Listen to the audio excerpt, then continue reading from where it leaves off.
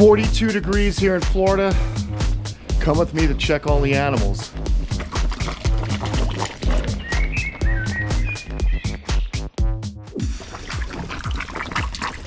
Man, I cannot believe this. Another cold snap, 42 degrees, but thankfully we are keeping everybody in good shape. We got well water running through these stock tubs. You guys know I've been going crazy keeping the animals in those tubs. These giant river turtles from the Amazon, they are sensitive to cold, and I've got to make sure that we keep them warm. I don't want anything to happen to them. Here's the pond. It looks like the cichlids are okay. The temperature in the bottom of the pond is 64 degrees. So it's not optimum, but it's not lethal at the moment. And we are supposed to warm up in just a couple of days. So that's good news. Right now on my aquascape, oh my gosh, it's not even running. Oh, that's terrible news. I must have hit the outlet. Oh no, let's see. I want to turn that on. I'm sure the water's okay though. The turtles look good. But yes, something happened with the outlet. What a pain in the neck. There's always some kind of electrical drama going on because you know what I've got? I've got, yeah, a GFI right here. Let's see. I might have, let's reset it. All right, that's tripping. Yo, it's tripping. That's no bueno. Luckily though, we're not really keeping anything in here. This is frustrating, guys. This is what I have to live with here. Let's go inside, see what's going on with our fuse box. Good times, huh? So much fun. I have those ponds running. No, it must be the GFI's no good. Luckily, the only thing that GFI is running is my aquascape thermometer, the smart thermometer, so no drama there. I'm not gonna sweat it. Let's get to it, people. We got other animals to check. I was out at 3 o'clock in the morning because I can't sleep when this stuff happens. And I was making sure everyone was good. So at last check at 3 in the morning, everyone was looking good. Temperatures were holding, and that's the important thing, you know. But it is legit 42 degrees out. Let's do a little test with my temp gun here. All right, it's saying it's 57 now. All right, we're warming up. We're in the sun. We love the sun. So we have the radiata, we've got the juvenile aldabras, all the redfoots are in. Slinky's over here sleeping. Slinky. Slinky. You guys saw that Slinky's got some little, oh no, he's got little drama going on. You have to see that in another video. But Slinky's got arthritis in his hips, which is kind of a bummer. So he's getting old. You have to watch that video when it comes out. Come here, Slinks. What you doing, Bubba? I love that lizard. He is such a big, happy boy. But again, nice and warm under these lights. I can check the temp here. Yeah, so 80 degrees right here. We need to put, to be honest, I'd like to see that a little hotter, but 80 degrees is definitely comfortable when you're trying to keep an animal warm on a cold night. So very good. We got the boa and the blackthroats are there. And Slinky will go back out into his house probably tomorrow. So we'll just keep them locked up. So if you look at it, yes, it is a pain in the neck. Everything, you know, I have to move in, move out. It's kind of a challenge. But the good news is, if we think about it, it's going to total up. It won't even total to 2 weeks by the end of the winter if we're lucky. In 2010, we had one of the coldest winters I've ever experienced here. It was actually 2 straight weeks of drama, of cold weather, which was no good at all. Let's see. I don't know why my phone's ringing on me, but let's see now. Lulu. What we have is a nice blanket over Lulu, and I came out at 3 in the morning. She was in her house. Now, I have done something different. I left the door open so that she can go in and out if she wants. So if she gets too warm, she'll go out. But here she is. She's looking good. And we have the 2 heaters, so she's got one to lay on and one next to her. Okay, okay. Settle it down, lady. So that's what I did, and this way, if she wants to cool down, she can move closer to the opening, all right, which we have those rubber flaps, but there's definitely a little draft, so she can cool down. I think some of the problem with the lizards wanting to get out is it's staying too warm in the box. So they're getting too warm and they need to thermoregulate. That's why they're trying to push out. So I figured leave the door open. They can move towards cooler environment side of the habitat and then move back. Now I am going to keep the other croc monitors inside today. We have a blanket over here just for double protection. We have insulation. And there they are. They're fine. Good. We're going to keep them in though because it is just a little too cold at the moment. Perhaps in the afternoon I can do an opening and let guys out, but I just don't want to risk it. Let's check Inky. Inky's a wild card because Inky sometimes likes to go under her water bowl. And it's a universal rock water bowl though, which is awesome because as we know, they're made out of foam and they're really well insulated, especially with water in it. But let's have a look. Nice clean water. Here's her habitat. Yep, she's under her water bowl. Oh, we got ants. That's probably why she's not happy in here. I'm gonna spray and kill these ants. She keeps moving out and maybe the ants are annoying her. But let's see, this is the real challenge. Now remember, warm water comes out here. So I'm thinking this lizard is gonna be okay. Yep, there she is. She hides under there, look at that. You see this?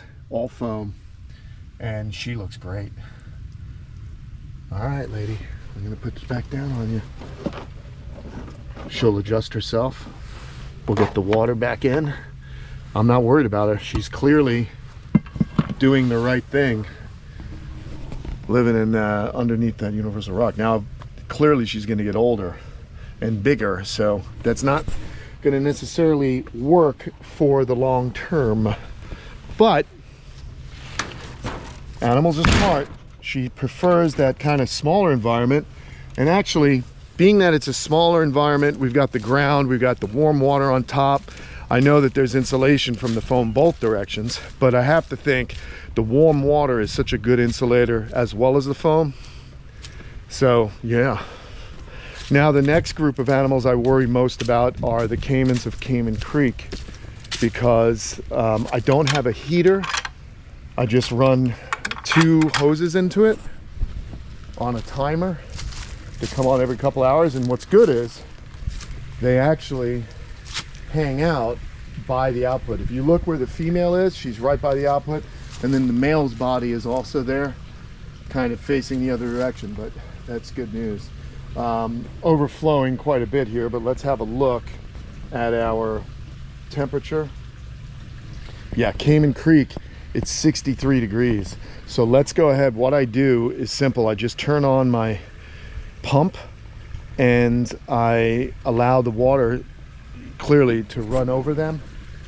But our South American sliders look to be good. Let's start it. You'll see some water flowing out here in a second. Just got to turn on, but there we go. You hear it? Look at this. Right on her and right over their bodies. So that water gets warm. So everyone seems to congregate there, which is good. So this is just keeping the edge off. And then the other good news is it's going to be in the 60s today, but when you're in direct sun, these animals come out, they sunbathe, and it keeps their bodies warm. It's just, you know, the reality is you're asking these animals to adapt to weather that they don't normally see. But then you have to ask yourself, we talked about it at Rudolph Pascucci's Palm Beach Museum of Natural History. We talked about how when the asteroid hit, it created a nuclear winter, clouded the sky for up to a year of dust and debris in the sky. And these reptiles were able to survive because of their cold-blooded bodies. They don't need to eat as much. And if they were able to find refuge, caves or burrows, things like that. They just kind of waited out the bad times, and they were able to figure out or slow their bodies down, and the strongest survive. So these animals here, they're well fed. Hey bud, there's Lucifer. That water feels good actually. Hey Louie. He's all right. He's just kind of hanging out. I like seeing him alive. That's important. These guys mean everything to me. So here's the water. Usually Louie will be up here and he'll be just pointing his head right into that output. But in the meantime though, looks like we're good. And I can already feel just the heat from the sun here. You'll see the podocs will be sunbathing soon. So that's good as well. All right, one night, not so bad. When it gets 2-3 nights, that's when things are stressful. And I know you guys are probably tired of seeing videos about the weather, but this is the reality of what I'm dealing with. I can't just kind of make a video when the animals are in. It is what it is. This is the reality of my life. We got Guapo in, but our rhinos are out. One is woken up. This one, it looks like the female. Nope, that is the female. There's our girl. There she is. The male's still in. She broke out. You see how I've just been kind of plugging up the hole here? Let's just have a look and see what our temps are inside these burrows. Yeah, 70 degrees, 60, 69. That's perfect. That's just comfortable. That's what we want. Yes, almost 70 degrees in that burrow. You don't need them to be super hot. That's not what we're looking to do. We're looking to keep a nice, consistent temperature. And then, you know, just out of curiosity, let's see what her skin temp is. Here we are in the sun. It's only about 9 a.m. in the morning as I record. Look at that, 76 degrees right here. On the darker, 77. It's amazing. So they really are quite good at absorbing that solar radiation, the heat from the sun. Good deal. All right. A little nervous here. A little bit nervous here. That's why, yeah. Okay. Oh, God. Look at this. He came out too early. He's alive. Oh, my God. What are you doing? Get up here in the sun. Silly guy. Oh, man. There's Petro. Crud. What are you doing, buddy? Why are you scaring me? He must have not come out too early. Yeah, he's definitely cold. We got to warm him up in the sun. 54 degrees. Jeez, man. What are you doing to me? You weren't out at 3 in the morning, I can tell you that much. We're gonna warm him up. I'm gonna put him inside the house and we'll allow him to gradually warm up in there. But this is what you're dealing with, you know?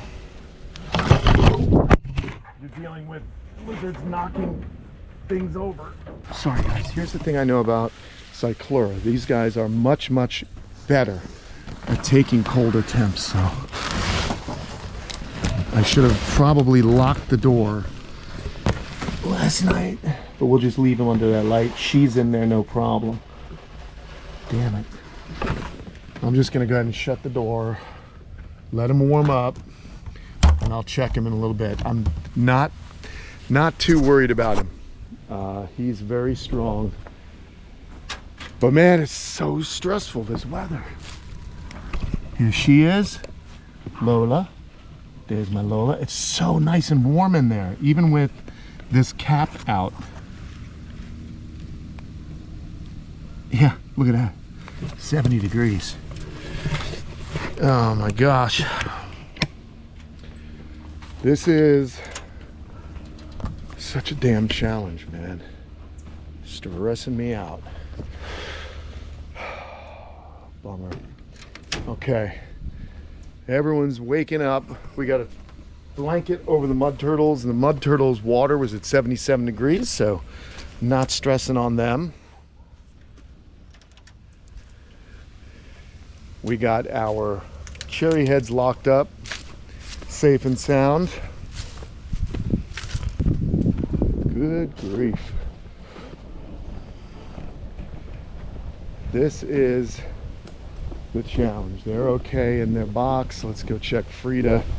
I was out here at 3 in the morning. Yep, they're good. There's Frida, the 2 Fly Rivers and Diego. Okay, we shut the pumps off because that keeps water stagnant, which is important because it'll hold the temps better. All right. Now, just make sure that our aldabras and galops are in, which they are. Locked in good. I'm not going to open this, guys, because they are going to come pouring out, and it's just too cold at the moment for them to come out. Same thing with the galops. So they are in here. I'll take a peek here. We'll have a little peeky. I think that'll work. Yep, there we go. Everything's nice and warm. There's Phantom. Good job, buddy. So we know that they're doing good.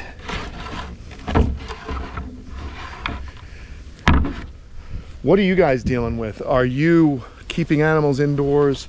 Do you live in Florida? How are you dealing with the cold? It actually snowed in the panhandle of Florida. So it shows you just how brutal this winter is. Now, I am about 9-ish, 8-9 hours away from the panhandle. Florida's kind of big, so we're closer towards the tip of Florida, but we're feeling these wintry effects. Here's some of our sublugosa. I can tell the surface temperature of this. We ordered some more smart thermometers. Yeah, so it's 60 degrees on the surface, but I guarantee you it's a few degrees warmer down below. Not to mention the fact that I do have water that comes on a timer trickling through here. So they look to be okay. And then of course, our sulcatas are the smartest of all the tortoises. They go in and out. They are just perfect. All 7 of them. In and out. And here we are coming up to the sulcata enclosure, and you'll see they are pretty active. Again, another hardy animal I don't stress too much about because they're smart.